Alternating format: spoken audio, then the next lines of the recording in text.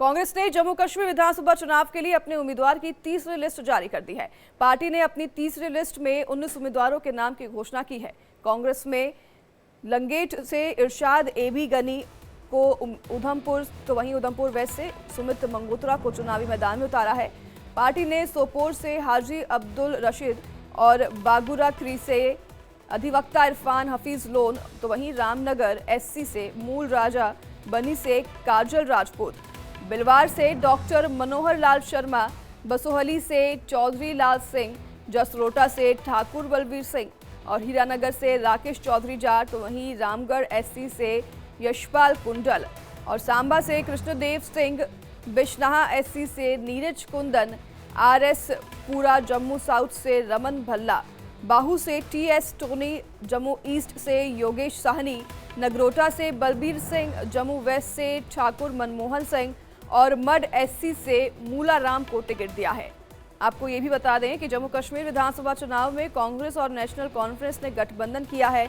राज्य की 90 सीटों में से कांग्रेस जहां 32 सीटों पर चुनाव लड़ेगी, तो नेशनल कॉन्फ्रेंस 51 सीटों पर अपने उम्मीदवार उतारेगी। इनके अलावा 5 सीटों पर फ्रेंडली फाइट होगी, जिनमें बनिहाल, डोडा, भद्रवा, नगरोटा और सोपोर शामिल है। साथ ही आपको ये भी बता दें कि जम्मू कश्मीर 10 साल बाद विधानसभा चुनाव होने जा रहे हैं और धारा 370 खत्म किए जाने के बाद जम्मू कश्मीर को केंद्र शासित क्षेत्र बना दिया गया था। उसके बाद पहली बार चुनाव होने जा रहे हैं।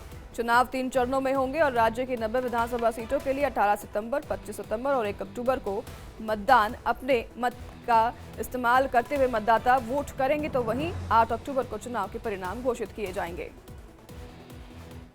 विधानसभा चुनाव से पहले जम्मू कश्मीर के डोडा में जनता के बीच जागरूकता बढ़ाने के लिए एक कार्यक्रम आयोजित किया गया है। इस कार्यक्रम में दूर गांव में वोटर्स को जागरूक करने, वोट की ताकत और चुनावी भागीदारी को अलग अलग तरीकों से समझाया गया, ताकि वोटर जागरूक हो सके और अपने मत का इस्तेमाल सही तरीके से कर सके। जम्मू कश्मीर में विधानसभा चुनाव की तैयारियां शुरू हो गई हैं, प्रचार प्रसार शुरू हो गए हैं। इसी बीच जागरूकता अभियान भी चलाया जा रहा है। काफी समय बाद विधानसभा चुनाव जम्मू कश्मीर में होने जा रहे हैं। हालांकि अभी हाल ही में लोकसभा चुनाव हुए थे, जिसमें लोगों का वहां उत्साह देखा गया था, लोगों की भागीदारी देखी गई थी। अब विधानसभा चुनाव को लेकर भी लोगों में जागरूकता अभियान चलाया जा रहा है, जिसमें गाँव-गाँव से दूर दराज से लोग पहुंच रहे हैं। तो वही जम्मू कश्मीर में चुनावी सरगर्मी तेज है। चुनावी माहौल के बीच एक दूसरे पर वार पलटवार हो रहा है। इसी दौरान रक्षा मंत्री राजनाथ सिंह ने रामबन में पीओके को लेकर ऐसा कुछ कह दिया, जिसके बाद सियासत गर्म हो गई है।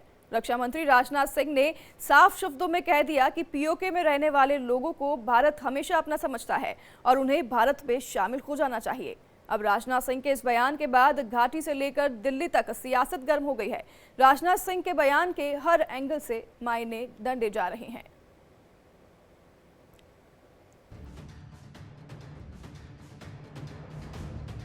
तो क्या हिंदुस्तानियों को पीओके को लेकर जल्द ही गुड न्यूज मिलने वाली है? क्या भारत ने अब पीओके पर आखिरी अभियान छेड़ दिया है? क्या पाकिस्तान के खिलाफ भारत सबसे बड़ा प्लान करने की तैयारी में आने वाला है? क्या जम्मू कश्मीर से धारा 370 हटाने के बाद अब मोदी सरकार की नजर पीओके पर है?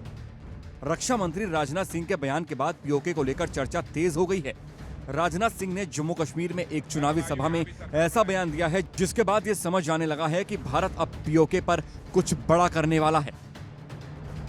जम्मू कश्मीर में चल रहे विधानसभा चुनाव के बीच देश के रक्षा मंत्री राजनाथ सिंह का पाकिस्तान अधिकृत कश्मीर पर दिया गया बयान काफ़ी मायने रख रहा है, क्योंकि राजनाथ सिंह को मालूम है कि अगर देश का अखंड भारत का सपना साकार करना है तो उसके लिए पीओके को भारत के साथ मिलाना होगा। और पीओके भारत का हिस्सा तभी बन सकता है जब वहाँ के लोग खुद ये आवाज़ बुलंद करें कि अब उन्हें भारत के जम्मू कश्मीर के साथ मिलना है। इसीलिए पिछले कई महीनों से पाकिस्तान की जुल्म सितम को सहते हुए, पाकिस्तान का जो जुल्म का पीओके के लोगों पर ढाया जा रहा है, उससे नाराज होकर वहां की जनता ने विद्रोह कर दिया है। और भारत इसी वक्त का इंतज़ार कर रहा था कि जब पाकिस्तान ऑक्युपाइड जम्मू कश्मीर के लोगों को जो समर्थन चाहिए भारत सरकार से, वो समर्थन उन्हें देने की कोशिश जो है वो इस समय देश के रक्षा मंत्री कर रहे हैं। और अब वो दिन दूर नहीं होगा जब पाकिस्तान ऑक्युपाइड जम्मू कश्मीर अपनी मर्जी से पाकिस्तान से विद्रोह कर भारत के जम्मू कश्मीर के साथ मिलता हुआ नजर आएगा।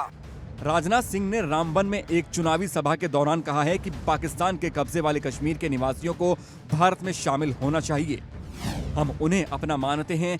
अब राजनाथ के इस बयान के बाद पीओके को लेकर भारत का स्टैंड अब मजबूत नजर आने लगा है। बगल में पाक अधिकृत कश्मीर है पीओके। क्या बतलाऊं मैं पीओके के बारे में? बहनों भाइयों, यहां भी सरकार बनाइए। यहां के विकास को देखकर पीओके के लोग कहेंगे कि अब हम पाकिस्तान के साथ नहीं रहना चाहते, हम भारत के साथ जाना चाहते हैं।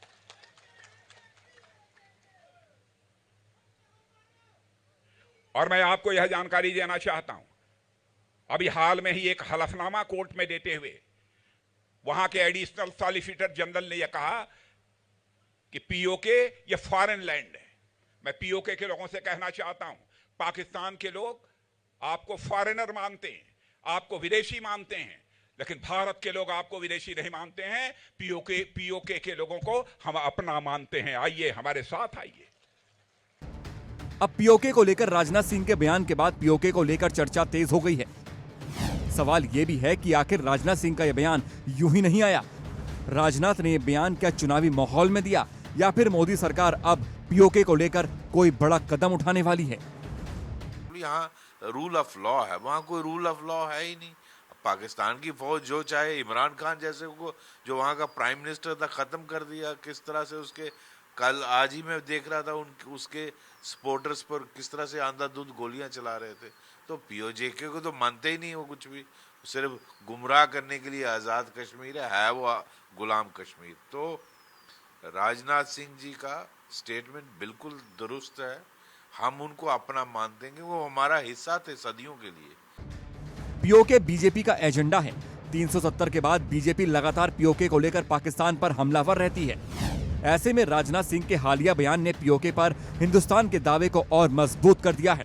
अरे पार्लियामेंट के अंदर होम मिनिस्टर साहब ने, अमित शाह जी ने कहा था कि पाकिस्तान ऑक्युपाइड जम्मू कश्मीर भारत का अभिन्न अंग है। और वही बात राजनाथ सिंह जी भी कह रहे हैं कि पाकिस्तान ऑक्युपाइड जम्मू कश्मीर का अभिन्न अंग है, और वहाँ के लोग तो खुद चाहते हैं। तो समय की बात अब, और मुझे लगता है समय ठीक है कि जो कि वहाँ के लोग खुद वहाँ बगावत करके खड़े कि हमको वहाँ रहना नहीं। कश्मीर में 10 सालों के बाद विधानसभा के चुनाव हो रहे हैं। बीजेपी अकेले दम पर चुनाव लड़ रही है और 370 हटने के बाद जम्मू कश्मीर में पहली बार चुनाव हो रहा है। इसीलिए इस बार का चुनाव काफी अहम माना जा रहा है। कांग्रेस भी राजनाथ सिंह के बयान को महज चुनावी स्टंट बता रही है। कांग्रेस ने बीजेपी पर लोगों को गुमराह करने का आरोप लगाया। पीओके को लेकर आपको लगता नहीं कि जो वादे किए जा रहे हैं उनको पूरा किया जा सकता है? अब ये मैंडेट इनके पास है, ये पूरा करे। हम देश इनके साथ है।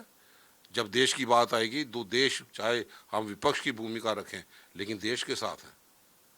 देश सुप्रीम है। हमारा इलाका उनके कब्जे में।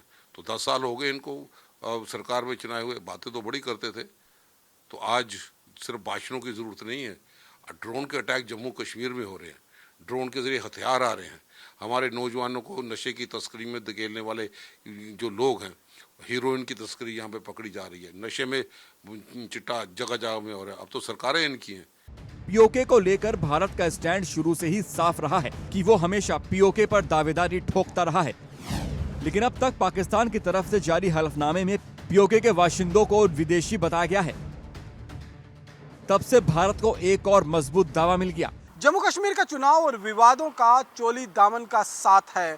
पहले जम्मू कश्मीर के चुनाव में धारा 370 को हटाए जाने के नारे लगाए जाते थे, लेकिन अब जब भारत सरकार ने जम्मू कश्मीर से धारा 370 हटा दिया है और करीबन 10 साल के बाद जम्मू कश्मीर के अंदर विधानसभा के चुनाव हो रहे हैं, तो ऐसे में जहां एक तरफ डेवलपमेंट यहाँ पर की गई उन्नति का ढोल तो बजाया ही जा रहा है, लेकिन कहीं ना कहीं पीओके के मुद्दे को भी उछालकर भारतीय जनता पार्टी यहाँ पर ध्रुवीकरण करने की कोशिश कर रही है। क्योंकि लगातार जिस तरीके का सपना देश की जनता को अखंड भारत के रूप में दिखाया गया है, वो सपने को साकार करने के लिए अब पाकिस्तान ऑक्युपाइड जम्मू कश्मीर को भारत में मिलाना होगा। और इसी कोशिश में अब इस बार का जो चुनावी मुद्दा है वो कहीं ना कहीं पीओके के इर्द गिर्द घूम रहा है और लोगों को उम्मीद है कि जिस तरीके से भारत सरकार ने धारा 370 के चुनावी वादे को पूरा किया है, आने वाले दिनों में